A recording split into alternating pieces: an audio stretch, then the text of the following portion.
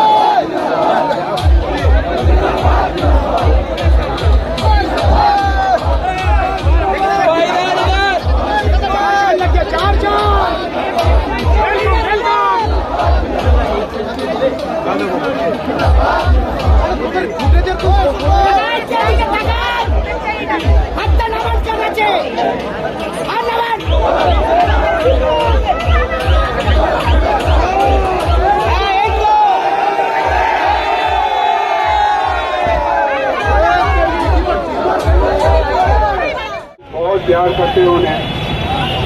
और जब last time election हुआ था तो एक महिला के तौर पे उन्हें 6.5 लाख से ज़्यादा वोट मिले थे। ये दर्शाता है कि आप लोग उससे कितना प्यार करते हैं। तो मैं आपसे হ্যাঁ, যাদের ইলেকশন হয়ে গেছে তারা মাঝে মধ্যে আমাদের সঙ্গে থাকছে। আমাদের তো সবচেয়ে লাস্ট ফেজে ইলেকশন, সেই জন্য ইউসুফ পাঠান আজকে আমাদের যোগ দেবেন র্যালিতে। এখানকার লোকাল পিপলরাও চেয়েছে, আমাদের কর্মী ভাই বোনেরা চেয়েছে, কাউন্সিলর চেয়েছেন, তাই আসছেন, থাকবেন। মানুষ কি বলেন বা তাকে দেখে কতটা উৎসাহিত হন সেটা তো আপনারা তখনই দেখতে পাবেন। এটুকুই বলতে পারি। আর মোটামুটি মানুষ ঠিক করে নিয়েছে কি ভোট দেবে, কাকে ভোট দেবে, কোন প্রতীকে ভোট দেবে। তবুও আমাদের কিছুদিন এখনও প্রচারের বাকি আছে, আমরা প্রচারটা শেষ করব। 65তে বিশাল র্যালি এর আগে একটা পোর্শনে হয়েছিল, এখানে পাটের সংখ্যা, ভোটার সংখ্যা অনেক বেশি, তাই আর একটা পোর্শনে এখানে প্রায় 66,000 ভোট আছে, সেই ভোটার আমরা রিচ করবো আর কি। তো দেখা যায়, ভোটারদের কাছে যাই, আপনারা তো সঙ্গে থাকবেন, দেখবেন কি বলে মানুষ, কতটা উৎসাহিত হন। একদম দোরগোড়ায় চলে এসেছে দক্ষিণ কলকাতার মানুষের কাছে কি প্রার্থনা থাকবে? প্রার্থনা, মানুষ ভালো থাকুক, ভোটটা ভালোভাবে দিক, মানুষের যেন কোনো অসুবিধা না হয় সেটুকুই বলবো। আর মানে ভোট দিয়ে আসলে মমতা বন্দ্যোপাধ্যায়ের হাত শক্ত করুন, এই প্রচারই করব।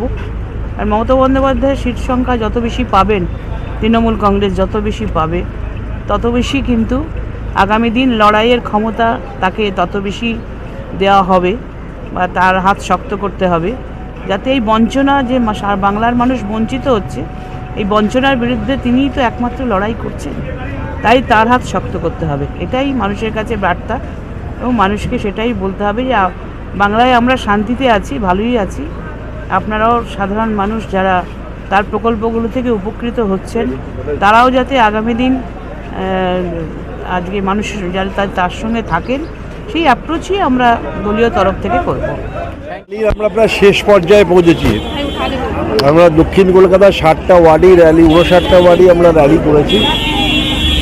65তেও এর আগে র্যালি হয়ে গেছে, একটা পোর্শন বাকি ছিল, আজকে সেটা হচ্ছে। র্যালির মধ্যে দিয়ে আমরা ভোটারদের সঙ্গে কানেক্ট করতে চাই, যোগাযোগ করতে চাই, যে ভোটারদের আমরা বলতে চাই আমাদের সমর্থন করো, এই আবেদন নিয়েই আমাদের আজকে এই র্যালি। পঞ্চম দফায় নির্বাচনের পরে রাজ্যের বিভিন্ন জায়গায় অশান্তির আওয়াজ সামনে আসছে, কতটা নিরাপত্তা মানে এখানে? না, আমাদের পশ্চিমবাংলায় সে ঘটনা এখনও কোথাও ঘটেনি সেভাবে। আর আমাদের দক্ষিণ কলকাতা আমরা বলতে পারি এখানে এই ইতিহাস বলে এখানে কোনো সমস্যা হয় না কোনো। আমাদেরকে কি শুভেচ্ছা বার্তা থাকবে? মালদী গতবার যে ভোটে জিতেছেন তার ডবল ভোটে জিতুক, এটাই আমাদের শুভেচ্ছা।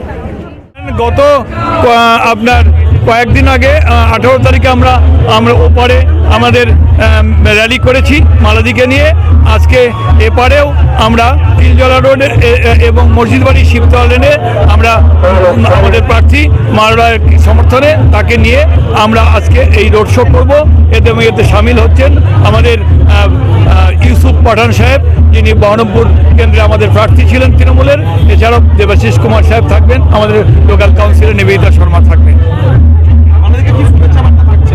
মালাদির কাছে সবসময় শুভেচ্ছা বার্তা এবং আবার আগাম শুভেচ্ছা বার্তা দিয়ে বলছি যে বালিগঞ্জে যে মালাদি যে লিড পাবেন 65 নম্বর ওয়ার্ড থেকে ব্যাপক আমরা লিড দেবো, যাতে দক্ষিণ কলকাতায় বিরাট ব্যবধানে জিতে মালাদি আবার পুনরায় সাংসদ হয়ে এই অঞ্চলের মানুষের সেবা করতে পারেন এবং তৃণমূল কংগ্রেসের যথার্থ প্রতিনিধিত্ব লোকসভায় তুলে ধরতে পারেন। ভোটের র্যালি বলুন, বিজয় উৎসব বলুন, সব কিছুতেই আমরা মানুষের এরকম সমর্থন পাই। আমরা গতবার মালাদিকে 18,000 ভোটে জিতিয়েছিলাম, এবার আশা করি বিপুল ভোটে জেতাবো। মালাদি অবশ্য সব ওয়ার্ডে জিতবে এবং অনেক বেশি ভোটে জিতবে। আমরা চেষ্টা করছি আমাদের বালিগঞ্জের মধ্যে আমাদের ওয়ার্ড থেকে যাতে আরও বেশি ভোটে জিততে পারে, সেটা আমরা করে।